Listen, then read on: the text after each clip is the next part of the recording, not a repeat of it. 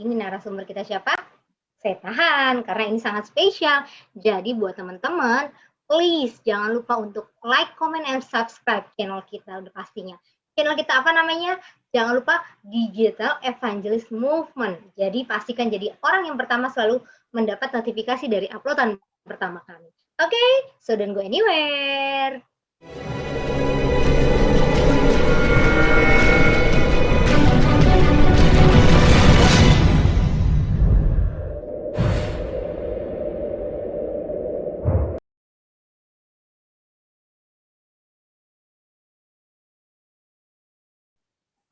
Masih ketemu lagi dengan saya, lagi dan lagi di acara kita yaitu Vina, acara Q&A bersama narasumber.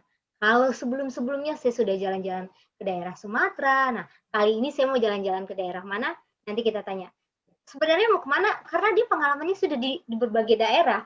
Pernah di Kalimantan, sekarang di Sumatera, atau nanti kita kembali lagi kemana? Atau saya kebalik nih, dia di Kalimantan nih sekarang nih. Jadi kita tanya-tanya aja, atau kita panggil aja dulu. Di sini saya mau mengundang Pastor Gunawan. Halo Pastor Gunawan. Halo, selamat pagi. Selamat pagi, gimana Pastor? Sehat? Puji Tuhan, luar biasa. Itu yang paling senang. Puji Tuhan, luar biasa. Oke nih Pastor, sebelum saya mau tanya-tanya Pastor lebih dalam, Pastor tetap jaga kesehatan dan sehat selalu di sana kan? Ya, puji Tuhan, sehat. Oke, nah teman-teman, sudah tahu dong narasumber yang kita mau wawancara siapa dan dia sekarang berada di mana? Nanti kita tanya. So don't go anywhere, kita akan kembali lagi.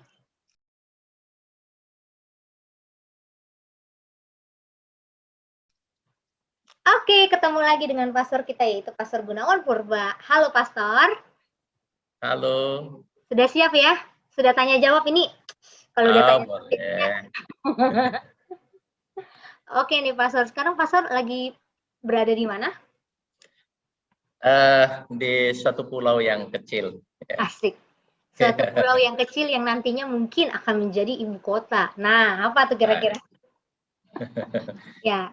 Nah, Pastor, ini kan sekarang lagi di Kalimantan, tapi sebelum kita mulai, ada nih satu pertanyaan yang selalu di Kepri. Kepri. Nah, Kepulauan Riau. Tuh, Kepri, Kepulauan Riau ya, bukan Kepulauan Seribu ya teman-teman ya, Kepulauan Riau. Nah, aku mau nanya nih Pastor, sebelum kita masuk lebih dalam, ini pertanyaan yang selalu ada di setiap minggunya. Pastor, ada nggak kepikiran sebagai seorang, ini mohon maaf tanpa saya bilang dulu, seorang Gunawan Purba tuh pingin jadi pendeta itu emang cita-cita kejebur atau apa nih Pastor? Ya, sebenarnya saya suka jadi pendeta, namun tidak kepikiran untuk jadi pendeta sebenarnya. Ya, tidak kepikiran menjadi pendeta. Ya, karena ada orang tua dulu dia minta seorang anak laki-laki. Ya, udah lama orang tua nggak mendapatkan anak laki-laki, lalu dia minta sama Tuhan, kalau boleh anak ini akan jadi seorang pendeta saya buat. Dengan dasar itulah maka saya mengambil jurusan kependetaan. Wah, luar biasa. Pastor ini berarti mengingatkan cerita seorang Samuel ya, yang kalau lahir itu menjadi pelayan Tuhan gitu. Wah, ini luar biasa nih teman-teman. Jadi buat teman-teman yang di luar sana sedang berjuang, jangan lupa apa yang dijanjikan kepada Tuhan, bila itu terlaksana harus dilaksanakan ya, seperti pendeta Gunawan ini, luar biasa. Nah, Pastor, ini saya mau nanya dulu nih, sebelumnya, ini kan Pastor ini sudah lama banget ya jadi seorang hamba Tuhan lah atau pendeta gitu. Nah, Pastor, saya mau nanya dong, ada nggak hal-hal yang selama Pastor melayani, entah pernah di Sumatera, entah pernah sekarang di Kepri gitu kan, ada nggak pengalaman yang Pastor tuh nggak akan lupain gitu, sampai sekarang tuh kayaknya saya nggak akan lupain gitu, ada nggak? Ada. Boleh diceritakan. Pada saat pelayanan ya, kita dalam pelayanan ini tidak semua bisa menyenangkan hati jemaat. Ya. Tidak semua. Benar pun kita dalam aturan yang benar pun kita, kata-kata kita jaga untuk tidak menyinggung, pasti ada yang tidak senang. Ya. Oleh karena ada suatu ketetapan yang harus kita laksanakan, yang harus kita jalankan di dalam jemaat ini, ada yang tidak senang sehingga ada orang yang menghina kita, ya. Bahkan yang saya paling masih ingat, ya, saya menyesal kadang-kadang mengambil S2 karena kalau tidak sepaham kadang di anggota jemaat ini katakan, oh percuma S2, ya, percuma S2. Tapi sebenarnya mereka yang tidak memahaminya sebenarnya, ya, ketidakpahaman mereka akan doktrin atau akan pengajaran sehingga mereka menganggap bahwa apa yang kita sampaikan itu nggak benar gitu. Lalu mereka tersinggung dan mereka katakan percuma S2, ajarannya ajaran sesat katanya, ya, ya begitu. Oke, ini semakin membuat saya jadi ingin bertanya lebih dalam nih Pastor. Nah tadi Pastor bilang bahwa ya itu adalah salah satu pengalaman yang sudah dilupakan dan bahkan kalau saya rasa sekarang juga masih terlaksana.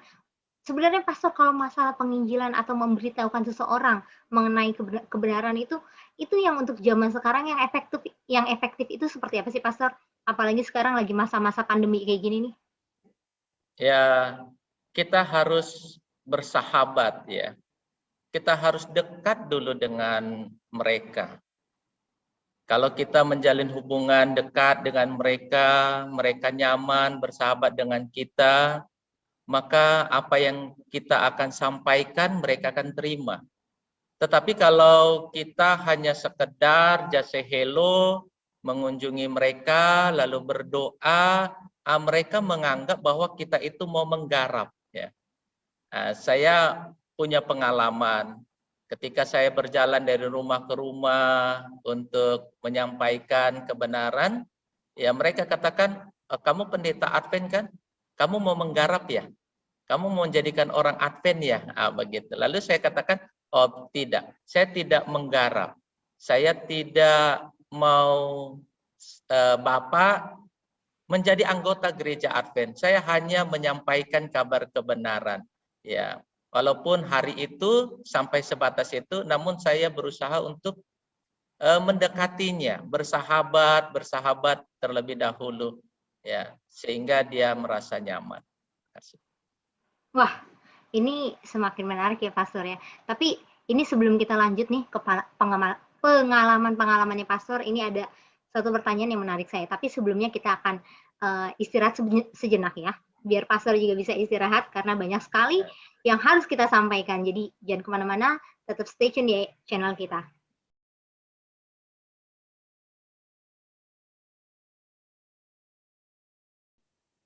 Oke, kembali lagi di channel ini dan di program ini bersama Pastor Gunawan. Oke, Pastor, tadi sudah disinggung nih mengenai apa namanya penginjilan yang efektif yang dilakukan Pastor. Tapi sebelum ke situ nih Pastor, saya jadi kayak termention nih. Kan Pastor bukan mengawalinya ya, maksudnya pada saat awal perjalanan Pastor itu menjadi seorang guru itu adalah suatu pengalaman Pastor. Boleh nggak diceritakan Pastor? Sebenarnya ada nggak sih perbedaan menjadi seorang guru dengan menjadi seorang pelayan Tuhan di gereja gitu? Perbedaannya ada ya. Pada waktu kita menjadi guru, ya kita sangat senang kalau anak-anak itu atau siswa itu dekat dengan kita. Bahkan saya mengajar di SMP, di SMA, tapi ada juga di SD. Kadang-kadang kita keluar dari pintu sekolah, ya dari ruangan maksudnya, mereka mau minta gendong dengan kita, ya Pak Guru gitu ya. Jadi kita gendong mereka dan saya melihat bahwa latar belakang siswa ini adalah anak yang ditinggal kerja oleh orang tuanya. Ya, ada juga yang ya karena mereka Chinese ya, kadang orang tua yang tidak jelas, bapaknya tidak jelas ya, di Singapura tapi dia di Batam, ibunya di Batam dan bersama dia. Jadi kurang kasih sayang. Bagi saya itu adalah pengalaman yang sangat indah, yang sangat luar biasa ketika mereka menaiki pundak saya untuk digendong, cas Pak Guru begitu ya. Itu adalah pengalaman yang luar biasa. Dan sampai saat ini siswa itu mau menelepon kita. Halo Pak, apa kabar? Udah di mana? Saya melihat mereka itu sudah bekerja, sudah sukses, luar biasa. Itu kesenangan kita. Nah, kalau pendeta, ya kita bekerja 24 jam ya. Kapan saja dipanggil, kapan saja ditelepon, kita harus mengangkat telepon, kita harus datang, ya. Sama-sama dua-duanya adalah satu hal yang membawa sukacita. Wah, luar biasa ya. Kita dibawa ke sisi yang lebih positif. Nah, tadi sudah disinggung nih antara perbedaannya dan juga positifnya. Nah, Pastor, saya penasaran nih, Pastor. Kalau untuk dari segi pelayanannya sendiri di sekolah itu kan pasti beda. Di sekolah dengan di gereja itu gimana, Pastor? Kalau pelayanan sebenarnya sama ya, karena kita kan sekolah Advent ya. Jadi kalau sekolah Advent, maka kita wajib juga mengunjungi, melawat daripada orang tua siswa ini. Agama apapun dia, kita datang melawat. Kalau siswa sakit, kita juga datang melawat. Ya, sama dengan seorang pendeta ya. Melawat juga ke rumah anggota yang sakit juga kita lawat ya.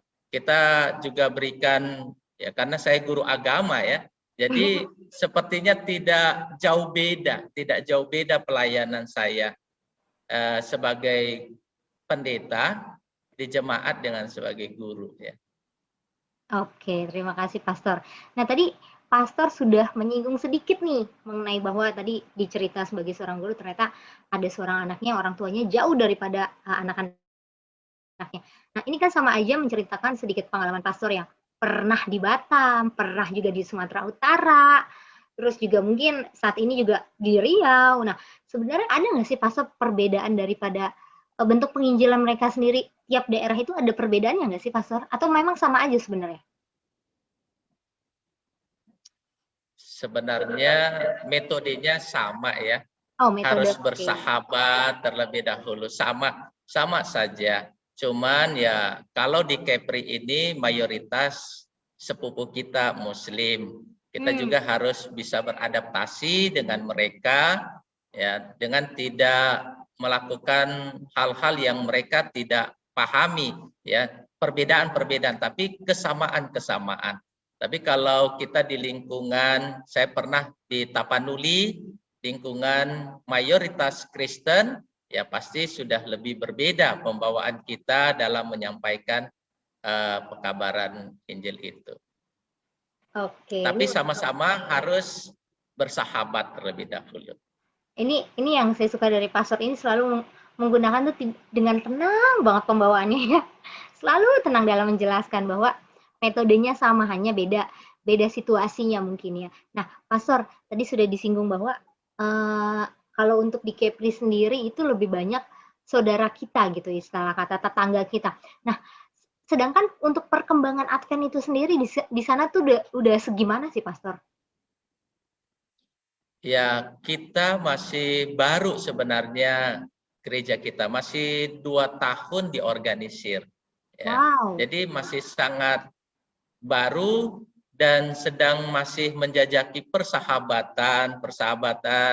Ya, mudah-mudahan dengan persahabatan kita 2 tahun, 3 tahun ini ya kita sudah bisa semakin banyak yang mengetahui akan kebenaran Tuhan ya.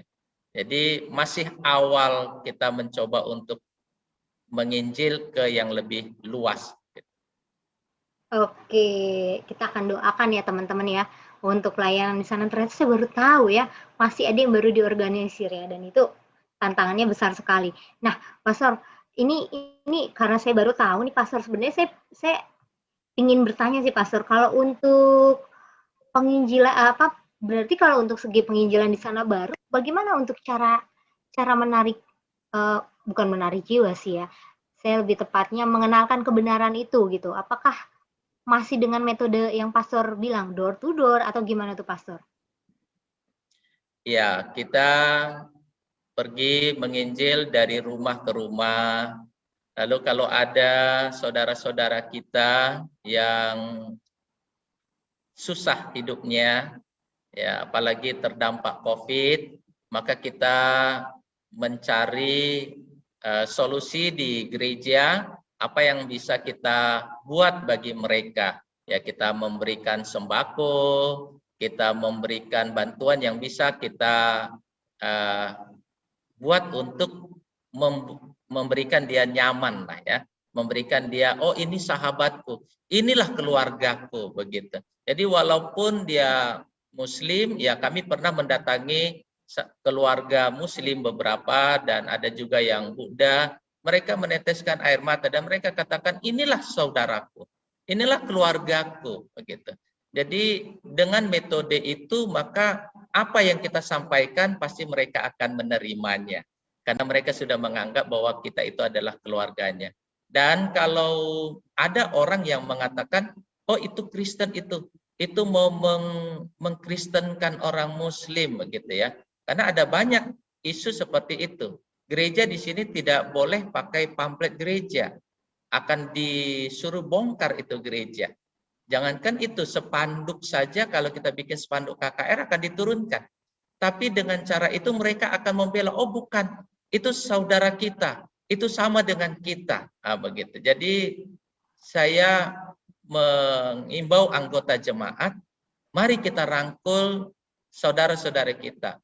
Kalau ada yang contohnya berduka, apa salahnya kalau kita buat papan bunga di sana, dari saudaramu gereja masih akan hari ke-7 ya. Lalu kita lihat dia itu tidak punya biaya untuk berobat, semampu kita.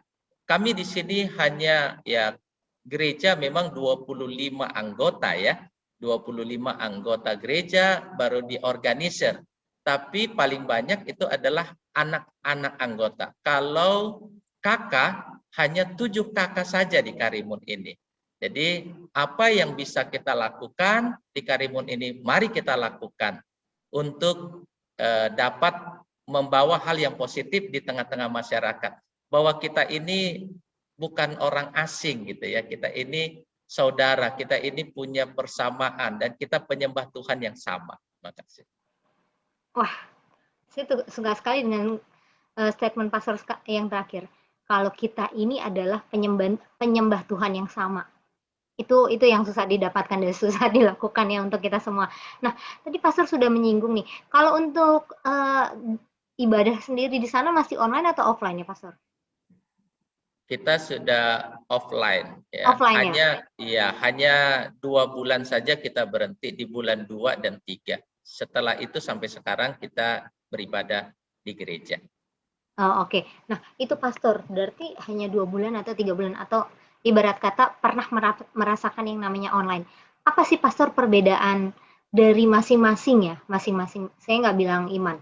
Masing-masing dari semangatnya orang di Kepri sana terhadap online dengan offline ini, apakah ada perbedaannya langsung nggak pastor?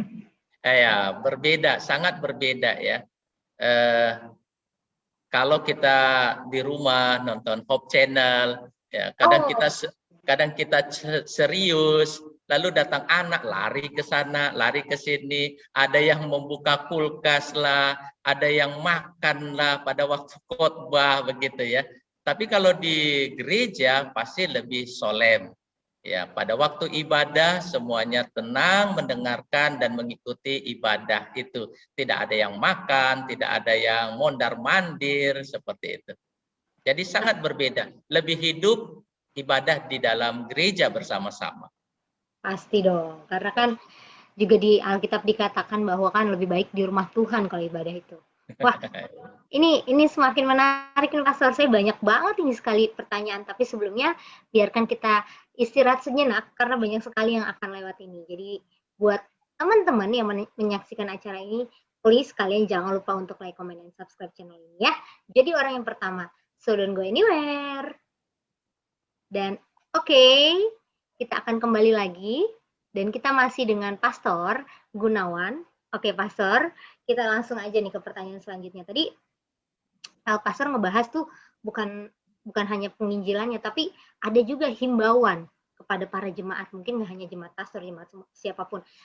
Saya jadi penasaran nih Pastor, sebenarnya tanpa harus dari jemaat atau bahkan nanti teman-teman kita nih yang menyaksikan nih, sebenarnya apa sih hal utama yang membuat mereka untuk bisa konsisten untuk menginjil atau memulai penginjilan gitu Pastor?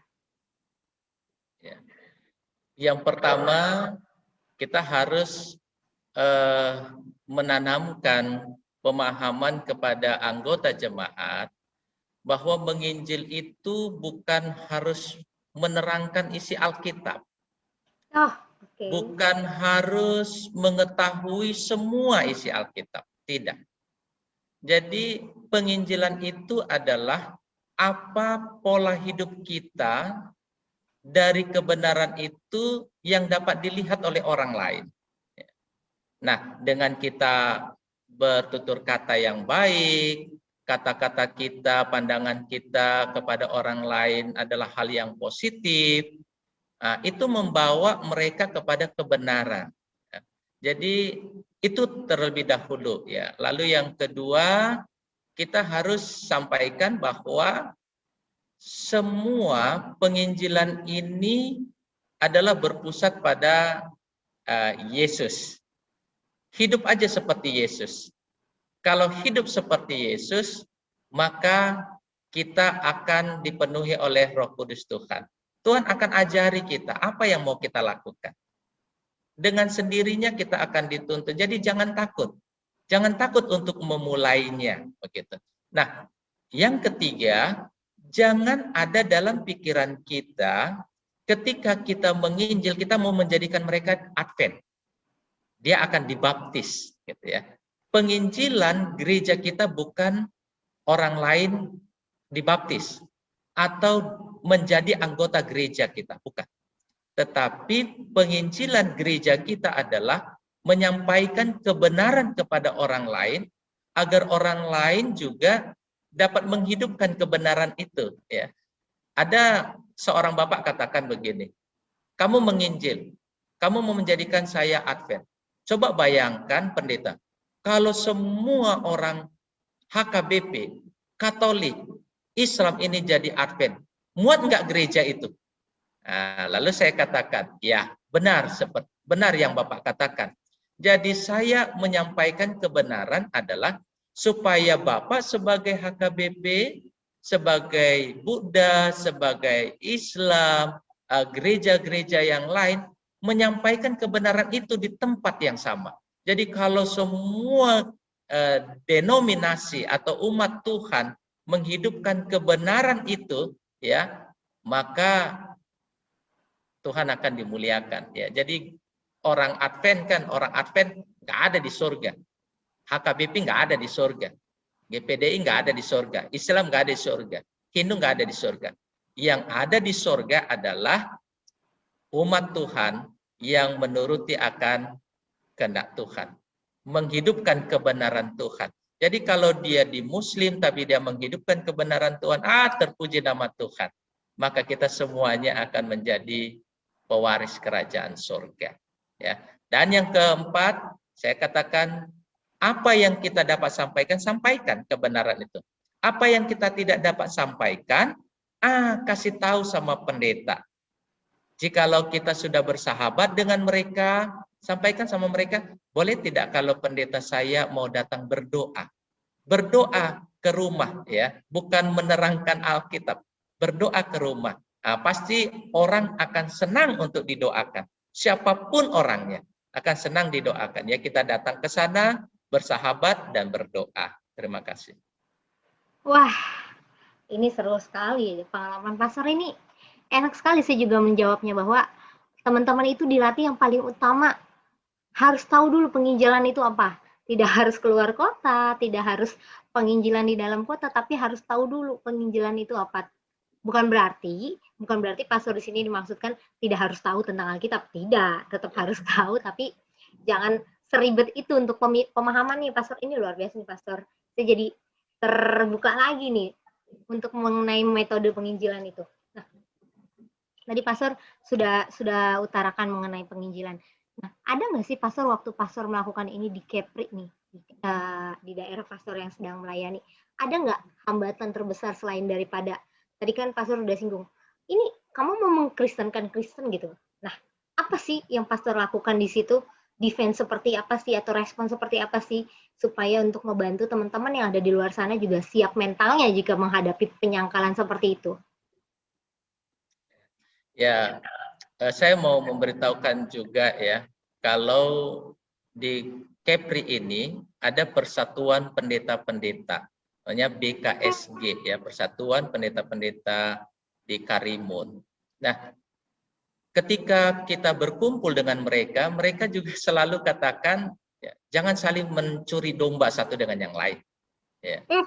Ajarkan ajaranmu, jangan ajarkan ajaranmu kepada orang lain, sehingga itu akan membuat kita bermusuhan, begitu ya. Namun ya dalam diri kita, ya kita hanya menyampaikan kebenaran Tuhan. Ya. Apapun yang terjadi, biarlah urusan Tuhan. Yang penting bagian saya lakukan. Bagian kita lakukan. Apa itu? Kita bersahabat, kita menyampaikan kebenaran. Selebihnya, biarlah urusan daripada Tuhan. Dan saya juga bersahabat dengan teman-teman para pendeta ya. Sahabat dengan teman-teman para pendeta, kadang membahas juga Alkitab ya, tentang Sabat. Ada juga mereka mengatakan bahwa benar orang Advent itu Sabat itu memang adalah Sabtu, ibadah yang benar begitu ya. Jadi tidak ada, kita usahakan tidak ada perselisihan, tidak ada perbedaan yang membuat sakit hati, tetapi kita menyampaikannya dengan apa adanya dari hidup kita sendiri. Terima kasih. Benar-benar ya pastor ya, ini ceritanya out of the box banget, pengalaman sharingnya luar biasa nih pastor. Saya jadi tertarik sekali untuk meng-highlight sesuatu tadi bahwa jangan mencuri domba yang lain, cukup kabarkan apa yang kamu bisa itu. Nah, itu berarti bukan sebahagia itu. Artinya mereka itu menghormatinya sebegitu besarnya ya. Tenggang rasa itu di sana, wah luar biasa nih buat Kepri di sana. Nah, Pastor, jadi saya jadi teringat nih untuk mengenai masalah penginjilan ini. Tadi kan kita sudah diajarkan untuk hal pertama kita harus mengerti dulu pemahaman dari penginjilan. Tapi Pastor, kalau untuk di masa pandemi kayak gini, sebenarnya Pastor penginjilan yang paling bisa dilakukan oleh semua kalangan lah ya. Saya nggak bilang khusus kita doang. Untuk semua kalangan itu seperti apa sih? Lebih baik medianya apa? Atau lebih baik gimana gitu? Boleh nggak Pastor kasih pandangannya? Jangkau hati mereka. Wow. Biarkan mereka dulu jatuh cinta dengan kita. Kalau di masa pandemi, jikalau mereka sudah aman, kita sudah jangkau hati mereka, mereka tidak akan takut katakan jangan dulu ke rumah kami karena corona, tidak. Jadi penginjilan itu adalah ketika kita sentuh hati mereka, menangkan mereka, jatuh cinta dengan kita, maka tidak ada halangan COVID untuk kita datang berkunjung kepada mereka.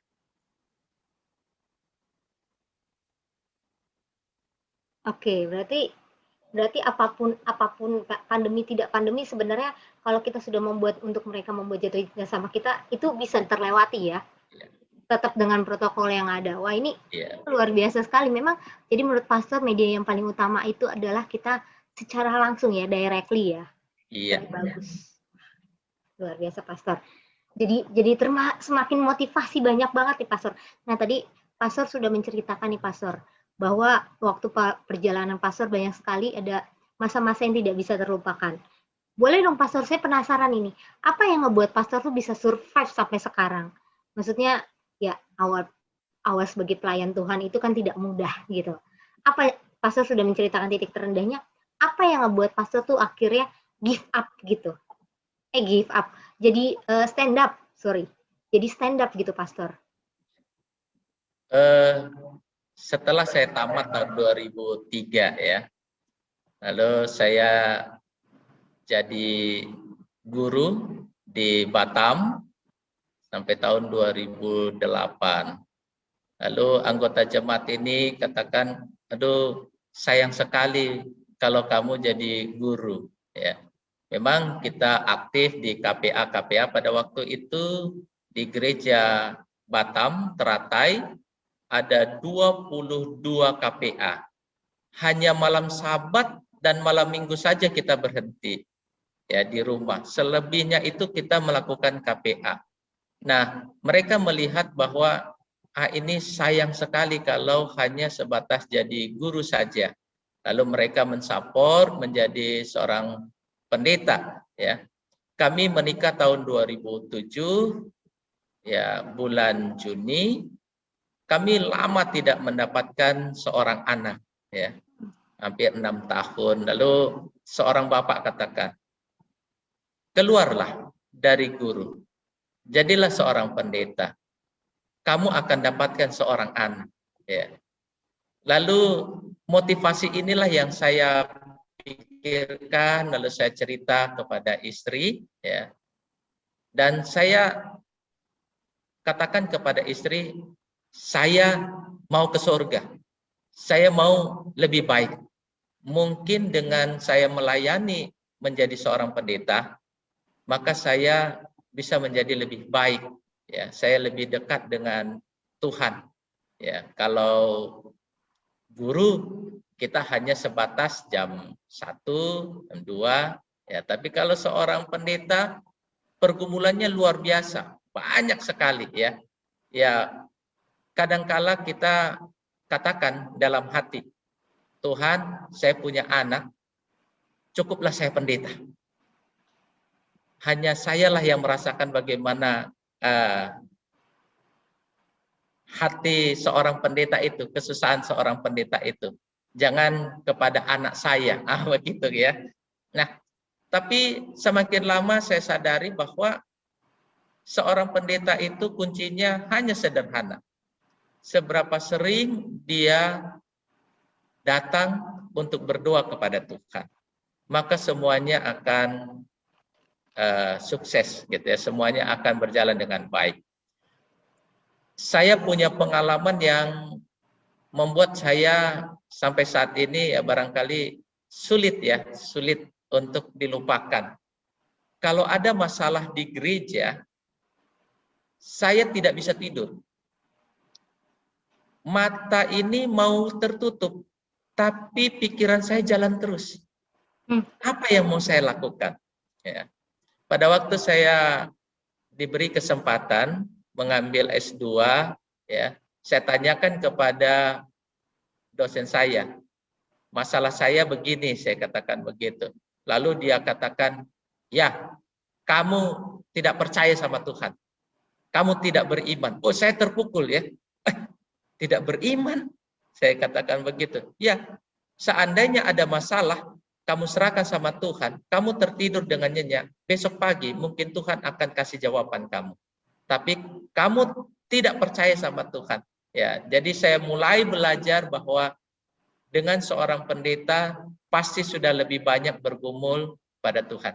Kalau Pina sebagai anggota jemaat ya berdoa 3 kali khususnya sama Tuhan, seorang pendeta kalau 3 kali itu pasti dia akan gagal. Dia harus lebih sering berdoa daripada jemaatnya. Wah, banyak banget ini pengalaman yang luar biasa ternyata Pastor Gunawan ya. Selain kita diajarkan untuk menirukan kasih Allah itu lewat perbuatan kita, secara langsung kita diajarkan bahwa biar nggak gampang nyerah itu kita harus menerapkan yang tadi pola pikir kita bahwa datang kepada Tuhan sebanyak daripada yang biasanya. Wah, luar biasa. Nah, Pastor, ini nih, jadi saya ngerasa merinding sendiri nih, dengar pengalaman Pastor. Nah, saya ingin nanya nih, Pastor, kalau untuk di kalangan sekarang nih, Pastor, pandemi itu, kayaknya sekarang merajalela untuk dunia digital. Nah, menurut pastor gimana itu pandangan untuk media digital untuk pelayanan itu? Apakah itu lebih interest atau gimana? Karena sebenarnya kan ada sisi plus dan minusnya itu sendiri, pastor. Ya, kalau di masa pandemi ini ya pasti ada saja orang yang menutup dirinya ya, takut kalau kita datang begitu.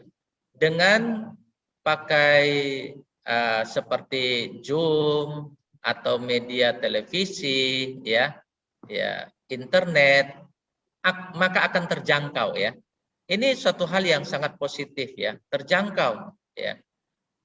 Kita membuat KKR dengan dana yang besar, tapi dengan Zoom kita bisa mengurangi dana itu, paling tidak konsumsi tidak ada kan, transportasi tidak ada kan begitu ya. Nah, tapi kualitas daripada umat Tuhan yang dibaptis itu lebih baik, lebih meningkat pada waktu kita secara online daripada offline. Pada sebelum pandemi daripada pada masa pandemi. Jadi ya positif juga, ada positifnya sangat baik dengan adanya Zoom atau yang lain ya, bisa menjangkau ke semua orang ya. Walaupun dia takut COVID bisa terjangkau. Ditambah dengan orang yang tidak takut COVID kita datangi cara door to door. Nah, ini nih tadi saya mau highlight nih, ditambah orang yang takut atau yang tidak takut dengan COVID. Sebenarnya menurut pastor sendiri, apa sih pandemi ini, pastor? Pandangan pastor untuk secara literally, maksudnya untuk secara garis besar, untuk sebagai iman kita lah, tolak ukur sebagai kita seorang anak Tuhan. Ya. Di masa pandemi kita lebih banyak waktu untuk membaca firman Tuhan ya. Di masa pandemi kita juga diingatkan bahwa dunia ini sudah tua. Yesus segera akan datang. Dan pandemi COVID bukanlah sesuatu hal yang sangat hebat. Masih akan datang lagi yang lebih hebat dari situ. Ini hanyalah seruan nyaring dari Tuhan. Seberapa dekatkah kita sekarang ini dengan Tuhan, mencari Tuhan ya. Jadi penginjilan pun mudah dengan kita adanya COVID ini. Ada orang contoh kemarin ya, saya bicara dengan tetangga yang muslim. Aduh ini COVID begini, menakutkan, banyak yang meninggal, ini begini.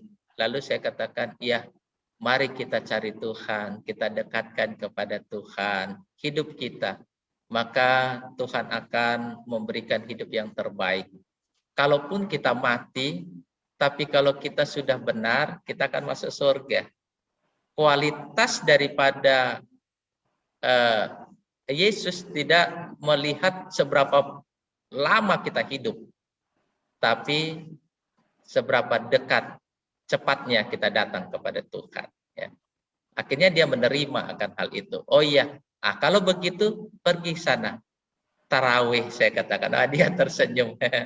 Lalu dia pergi ya ke masjidnya.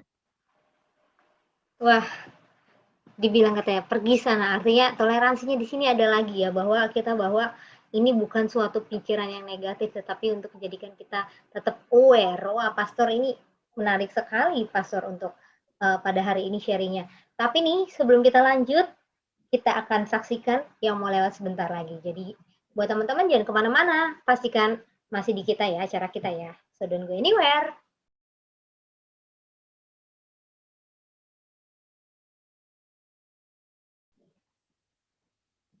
Oke, kembali lagi dengan saya, Vina, dan masih dengan pastor yang ganteng menurut keluarganya. Saya takut nanti menurut keluarganya. Nah, pastor, tadi sudah disinggung nih, perjalanan, kisah pastor, terus juga sudah dibahas juga apa yang harus kita punyai dan apa yang harus kita persiapkan sebagai anak muda. Modal utama apa? Nah, pastor, sebenarnya saya mau nanya nih, pastor. Kalau untuk jangan masa pandemi ya, tapi sih memang sekarang lagi pandemi sih. Maksudnya di masa-masa yang sekarang itu, pastor, ada nggak sih, pastor, perbedaan penginjilan zaman dulu sama zaman sekarang? Penginjilan zaman dulu dengan penginjilan sekarang ya. Oke, penginjilan zaman pastor sama penginjilan zaman now. Ya, kalau penginjilan zaman dulu dan zaman sekarang ya pasti ada perbedaannya ya. Ada perbedaannya. Kalau dulu saya bisa menginjil hanya di mana saya tinggal, Karimun. Tetapi kalau pada saat ini ya saya bisa menginjil di luar daripada Karimun dengan via internet ini. Contoh acara kita saat ini ya. Ada yang mendengar di Jakarta ya, ada yang mendengar di Batam atau di mana saja ya. Dengan hal ini penginjilan itu lebih luas ya, dijangkau lebih luas daripada zaman dulu hanya door to door gitu ya.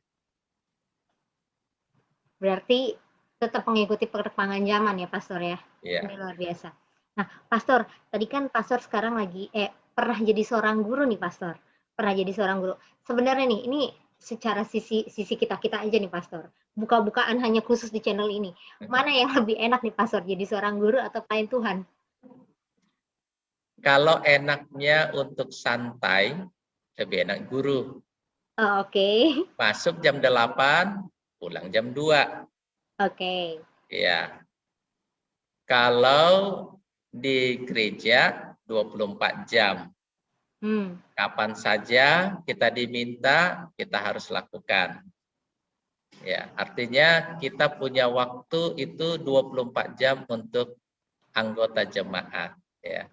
Tapi kalau dikatakan mana lebih senang ya tergantung ya. Tergantung bagaimana kita menikmati pekerjaan kita. Ini jawaban yang tidak saya harapkan ya. Tergantung di mana kita menikmati. Ya sih berharap ada apa gitu. Ternyata kita diajarin apapun yang kita jalani asal kita menikmati ya. Dan ada kata bersyukur. Wah, ini luar biasa. Diplomatis sekali nih, Pastor. Saya jadi mau nanyakan selanjutnya ini, saya jadi takut ini. Saya jadi takut. Nah, Pastor, saya ingin nanya nih, Pastor. Kalau untuk goals kedepannya Pastor sendiri itu seperti apa? Gimana? Untuk tujuan atau harapan Pastor kedepannya itu seperti apa, Pastor? Apakah Pastor mau mengambil S3 atau Pastor mau berubah haluan? Saya kayaknya mau pelayanan di daerah ini atau gimana, Pastor? Ya. Kalau tujuan saya ya, saya hanya mau menikmati apa yang ada saja dulu. Ya. Ya, tapi terus terang ya, saya lebih senang mengajar. Saya lebih senang mengajar. Saya lebih senang menyampaikan apa yang ada pada saya. Saya menyadari juga sebagai gembala ada juga pekerjaan yang saya tidak mampu. Ya. Saya bukan tipe orang yang bisa pertama sekali membuka penginjilan. Artinya saya lakukan memang door to door, tapi itu sangat sulit sekali saya melangkahkan kaki. Sepertinya saya tidak punya talenta untuk ke situ gitu ya. Untuk senyum sama orang, untuk hey apa kabar, begini, itu begini, begitu. Saya kurang ya. Saya lebih senang, lebih enjoy dengan mengajar ya. Ya, kalau ada kesempatan untuk mengajar dikatakan ya saya lebih senang mengajar. Oke. Bener, sebenarnya saya udah tahu jawabannya ya, tapi kenapa saya nanya lagi ya? Nggak apa-apa untuk memperjelas. Tapi kalau yang dibilang tadi katanya pastor, saya jarang nyapa, itu bohong. Karena selama acara di sini, pastor senyum terus kerjaannya ya, jadi ngebawa saya juga tenang mulu. Tapi kita doakan ya. Tapi pastor, tadi pingin banget pengajar.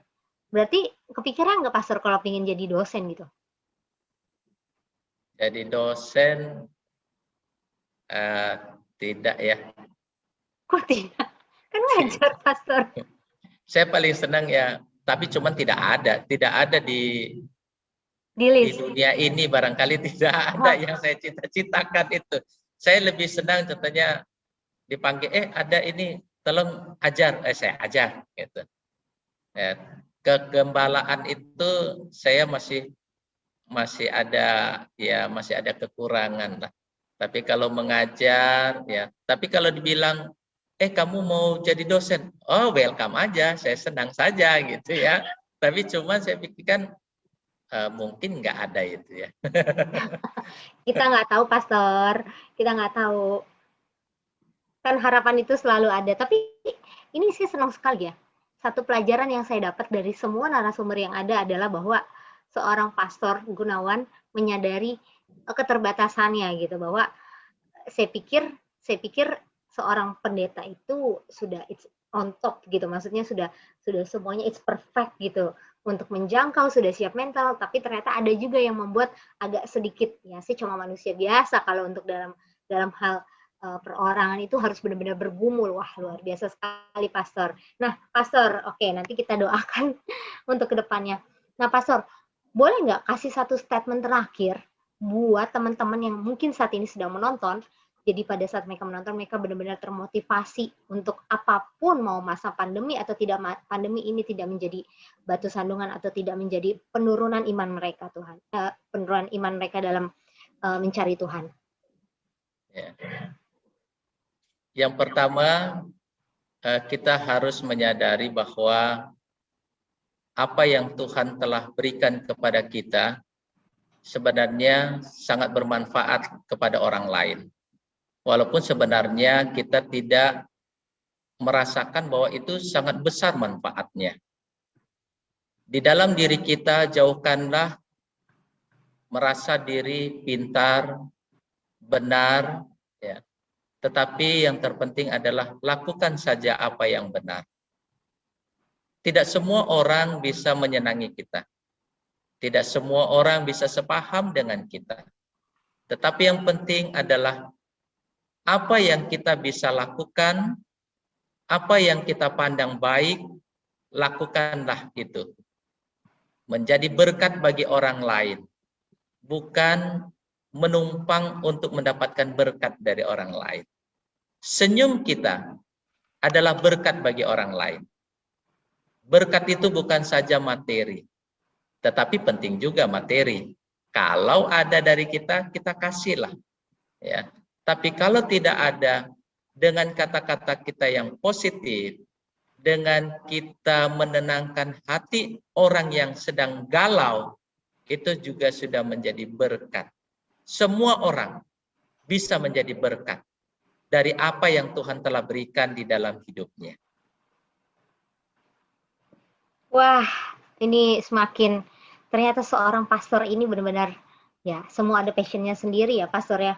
Yang saya suka dengan statement pastor itu diingatkan bahwa semua orang bisa meminta berkat, artinya semua orang bisa menjadi berkat, tidak hanya menumpang berkat. Itu kata-kata yang sedikit menyinggung dan menyentil saya, tapi memang benar adanya.